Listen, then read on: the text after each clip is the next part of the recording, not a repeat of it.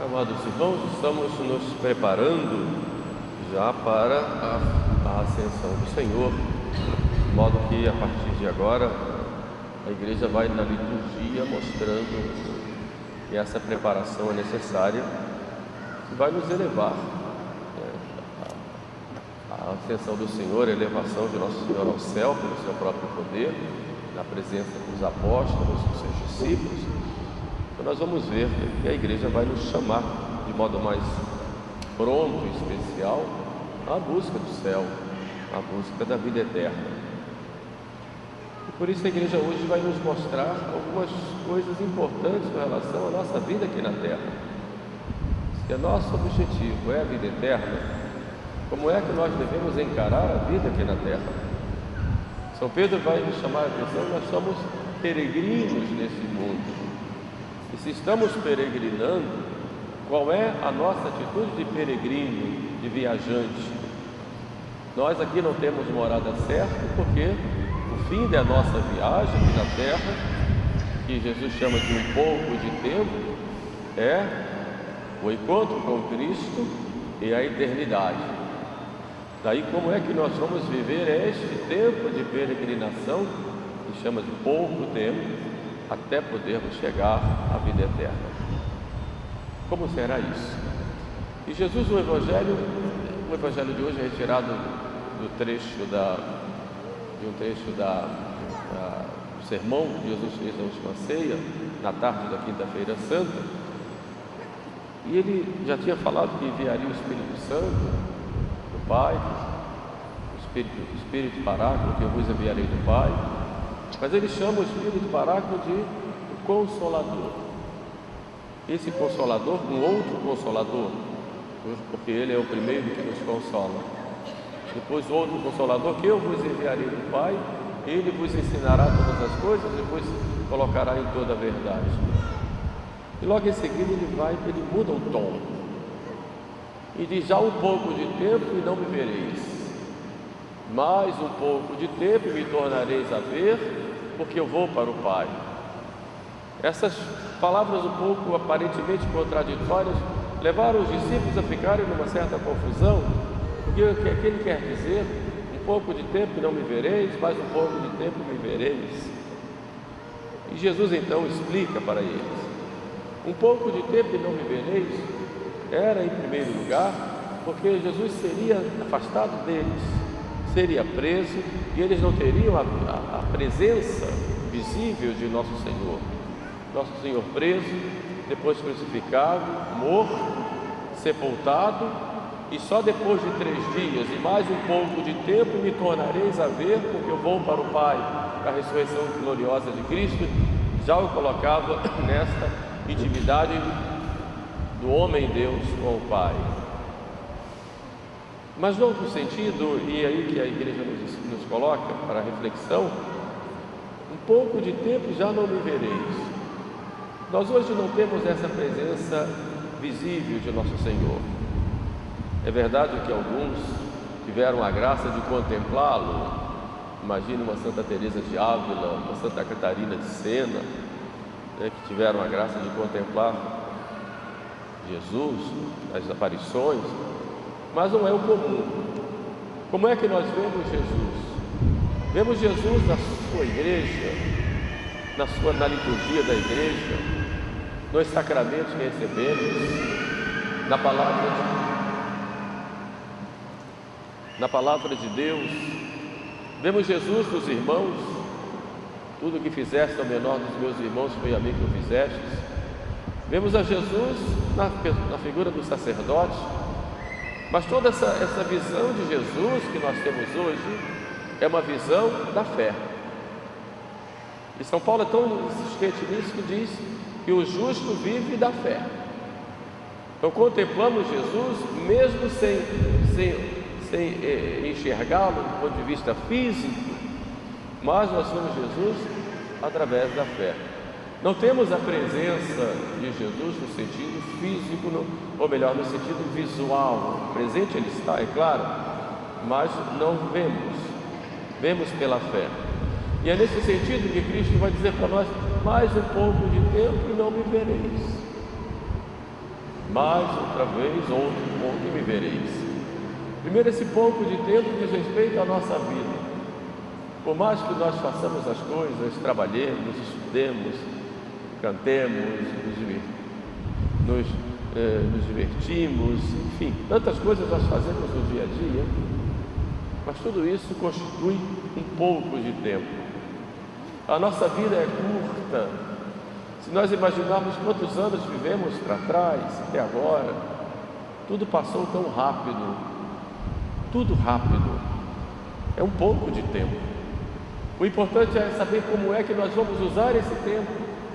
Vamos usar esse tempo em vista da eternidade, ou achando que esse tempo já é a eternidade? O grande erro que nós temos na nossa vida espiritual é de vivermos o tempo presente como já se fosse a eternidade. E não é. O tempo presente é caminhada, preparação para a eternidade que vem. E se vivemos bem, unidos a nosso Senhor, esse tempo já vai ser a eternidade trazida, é claro. Mas se vivermos mal, separados de Deus pelo pecado, essa eternidade já virá, mas virá como uma escravidão ao demônio, ao mundo e a nós mesmos. Portanto, qual é a visão que eu tenho de vida eterna, de eternidade? Isso eu vou trazer para cá. E de qualquer forma, isso vai ser sempre um pouco de tempo.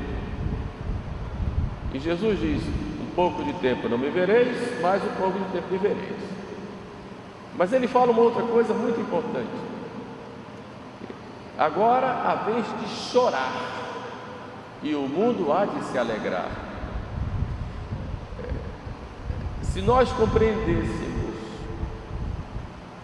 o valor do sofrimento, do ponto de vista prático, e esse valor do sofrimento prático, unido ao sofrimento de Jesus na cruz, nós compreenderíamos todo o mistério do cristianismo.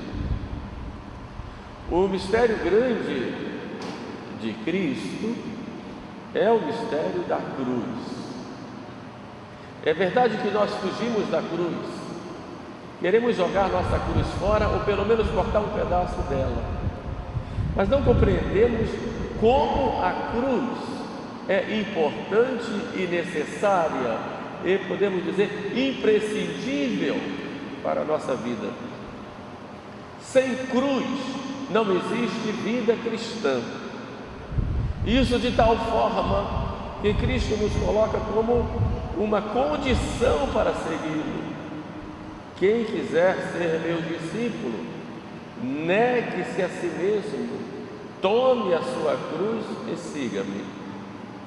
E esse negar-se a si mesmo é porque, por causa do pecado original, há em nós essa tríplice concupiscência da carne, dos olhos, a soberba de vida, como nos fala bem São João na sua epístola. Isso, para podermos seguir a Cristo, é necessário que haja uma luta, um combate, e esse combate começa dentro de nós mesmos. São Paulo diz: faço o mal que não quero e não faço o bem que quero. Por isso eu castigo o meu corpo e o reduzo à servidão, para que não aconteça que eu mesmo, tendo pregado aos outros, eu venha a ser reprovado. Então ele coloca até a possibilidade de ele, como um grande apóstolo dos gentios, ser reprovado se ele não tivesse essa vida de penitência, se não tivesse se negar-se a si mesmo, este combate espiritual contra essa concupiscência que há em nós, contra esse desregramento que nós temos. Isso é algo do dia a dia. É o nosso orgulho, precisa ser combatido com as humilhações. É a nossa impureza, que precisa ser combatida pela castidade e pela penitência. muitas vezes corporal, é a nossa vaidade que precisa ser combatida, nos submetendo à vontade de Deus e àqueles que Deus colocou para nos guiar. É a nossa ganância, que deve ser combatida com espírito de liberalidade e de caridade para aqueles que necessitam, de modo que esse castigo, meu corpo, vai nos levar a sofrimentos, a dificuldades, mas que é extremamente necessário se nós queremos seguir a Cristo. E esse seguir a Cristo, mesmo tendo esse combate, ele é acompanhado da cruz. Só que para nós, a cruz é uma participação na cruz de Cristo. Cristo, como vítima oferecida no Calvário e oferecida nos altares, nos chama como condição para segui-lo, que nós tenhamos uma participação com os nossos sofrimentos no sofrimento dele, completando em nós, como diz São Paulo, aquilo que faltou ao sofrimento dele, não que tenha faltado alguma coisa do ponto de vista objetivo, mas com nós como membros enxertados nele pelo batismo. É preciso que nós tenhamos mais cuidado em dar valor ao sofrimento, sabendo que o mundo se alegra enquanto nós muitas vezes sofremos, e é característica da vida cristã o sacrifício. Por isso devemos estar dispostos a oferecer sacrifícios. E o grande sinal do amor de Deus para conosco é quando Ele escolhe almas vítimas para, unidas à vítima divina oferecida nos nossos altares, possam salvar a humanidade. Nós podemos fazer muito bem às pessoas se nós oferecemos os nossos sacrifícios do dia a dia em união com o sacrifício de Cristo, por amor a Deus e pela salvação das almas. E é esse chamado que Cristo nos faz, sobretudo nesses últimos tempos, em que nós temos de modo muito evidente horror a tudo aquilo que nos incomoda, seja do ponto de vista intelectual, do ponto de vista material, não importa. Nós buscamos sempre o melhor, o mais confortável, o mais agradável, enquanto que deveríamos fazer exatamente o contrário, por amor a Deus e com verdadeiro espírito de sacrifício. Se nós tivéssemos realmente o espírito de sacrifício, como teríamos mais paciência diante das dificuldades, diante de pessoas que aparentemente nos incomodam, diante de situações que nos perturbam? Como teria mais tranquilidade e verdadeira alegria se nós tivéssemos o espírito desse sacrifício? É exatamente isso que Cristo nos diz quando vós deveis chorar enquanto o mundo há de se alegrar. Por outro lado, ou melhor, concomitante a isso, nós somos objeto de escárnios para o mundo. Não esperem serem aplaudidos pelas pessoas. Quem se faz amigo do mundo, diz o Evangelho, se torna inimigo de Deus. Não esperem aplausos das pessoas, nem busquem isto, não busquem. Jesus nos coloca bem claro: o mundo vos odeia, e se o mundo vos odeia, porque odiou primeiro a mim, e o discípulo não é maior do que o seu Senhor. Mas eu prometo algo muito maior, e Ele é fiel às suas promessas. Alegrai-vos, porque o vosso nome está escrito nos céus. E é isso que nos importa. Por isso, se somos ridicularizados, maltratados, perseguidos e até mortos, seja mortos fisicamente ou mortos na nossa boa fama, na nossa imagem, não importa. O que importa é estarmos unidos à cruz de Cristo. Este é o segredo do cristianismo em toda a sua história, e é o segredo da vida cristã: unir-se a Cristo como vítima de sacrifício no dia a dia, pela nossa própria salvação e pela salvação dos outros. Jesus fala: o mundo vai se alegrar, porque o mundo tem suas honras, mas é tudo muito fugaz. O que é uma noite de farra? O que é um encontro de bebedeiras? O que é um encontro impuro? Tudo passa, tudo passa. O que são 3 dias de carnaval, por exemplo, em que milhões de pessoas vão às ruas para beber, para se drogar muitas vezes, para cometer atos impuros. O que é isto? Tudo isso passa. E depois o que vem? A tristeza, a angústia, porque o homem foi criado para algo muito maior, que é a vida eterna, para algo muito maior, que é o transcendente. E a verdadeira felicidade não está nessas coisas passageiras. Embora nós podemos ter sadios momentos de alegria, de consolação, mas tudo isso passa. Então, quando o mundo se alegra e ri de nós, debocha de nós, nos oprime, nos maltrata, tudo isso passa. Tudo passa. Onde estão os grandes do mundo? Aqueles que dominavam multidões, que oprimiam, que levavam para a guilhotina ou para o paredão, já se passou. E se nós tivermos que sofrer enquanto o mundo se alegra em nos oprimir, glória a Deus, Deus seja louvado, porque nós temos algo muito maior, que é o fogo do amor de Deus em nosso coração, que nos transforma, nos eleva e nos dá o verdadeiro sentido da vida. O mundo se alegra e nós choramos. Nós temos essa tristeza. São Agostinho, comentando sobre esse texto, relembra em vários momentos aquela bem-aventurança de Jesus: bem-aventurados os que choram, porque serão consolados.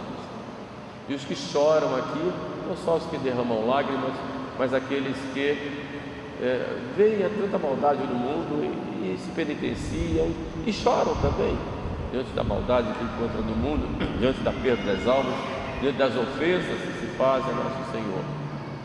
Mas nosso Senhor faz uma promessa: a vossa tristeza se converterá em alegria, e ninguém poderá tirar esta alegria de vós. Esta alegria já podemos começar a sentir aqui, e quando estamos na graça de Deus, é verdadeira a alegria. Alegria da liberdade dos filhos de Deus. Por isso nós vemos quantos santos iam ao martírio sorrindo, cheios de alegria.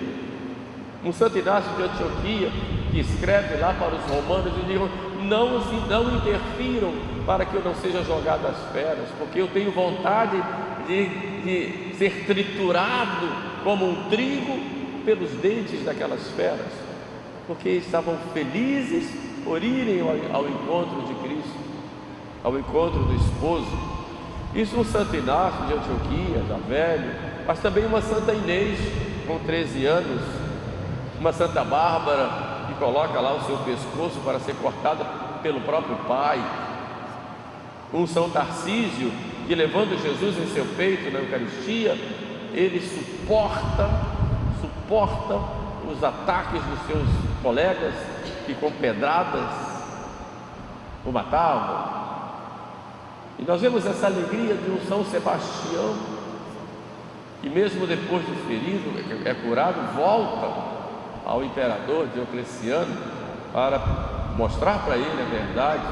Quer dizer, esta alegria que nos move e que nos transforma e que nos faz viver como autênticos cristãos, essa alegria ninguém tira. E é claro, ela se confirma se consolida e tem a sua plenitude na alegria do céu. Então, nessa preparação para a festa da Ascensão, vamos já pensando: meu Deus, eu quero alcançar a vida eterna, eu quero ir para o céu, eu estou disposto, Senhor, a carregar a minha cruz.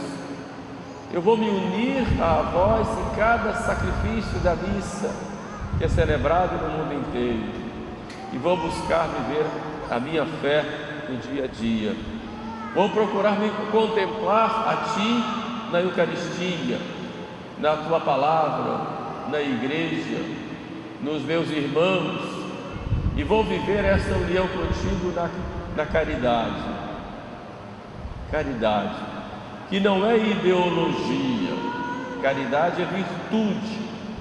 E hoje muitas vezes se confunde caridade com ideologia. E atualmente usam lá no Evangelho de São Mateus 25 para justificar propaganda ideológica. Não é nada disso. Na verdade, caridade é virtude. É uma virtude teologal, infusa, fundida por Deus em nós, que exige de nós um estado de graça para vivermos essa união íntima com Deus. E essa união íntima com Deus nos impulsiona de modo horizontal a buscarmos cuidar dos nossos irmãos, sobretudo os mais necessitados, os mais indefesos.